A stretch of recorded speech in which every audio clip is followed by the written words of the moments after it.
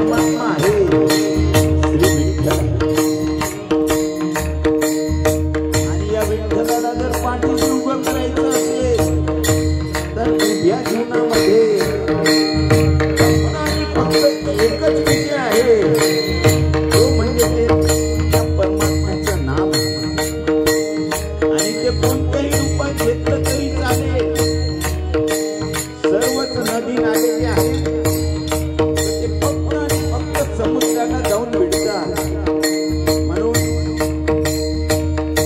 त्या परमात्म्याचं नाम जरी वेगळं असतं तरी रूप मात्र एकच। आपल्या अमूल्य जीवनाच्या उद्धाराचे एकमेव साधन म्हणजे त्या परमात्म्याचं नाम आहे।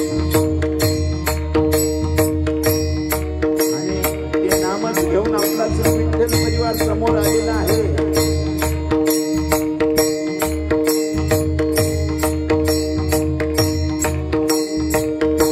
गुरुवर्य राजेंद्रजी महाराजांनी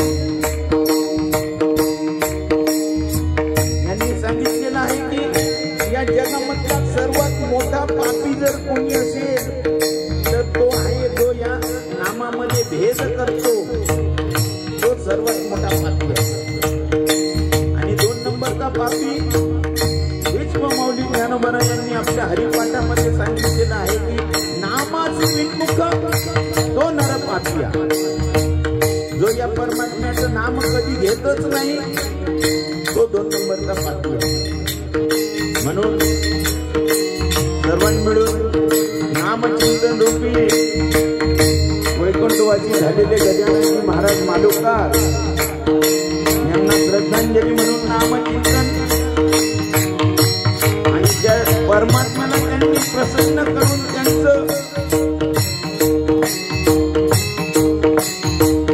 सद्गुरु श्री संत गजानन महाराज यांच्या जवळ पक्वान वाचायला गेलेले आहेत।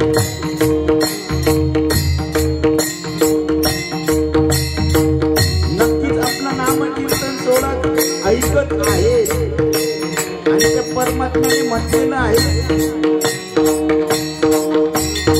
माझ्या नामाचा सतत जिथे जयघोष असतो तेथे मला जावंच लागतं।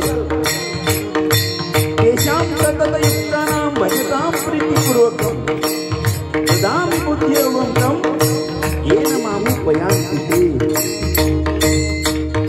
सतत माझ्या नामाचा जयघोष जिथे असतो तिथे मला जावंच लागतं।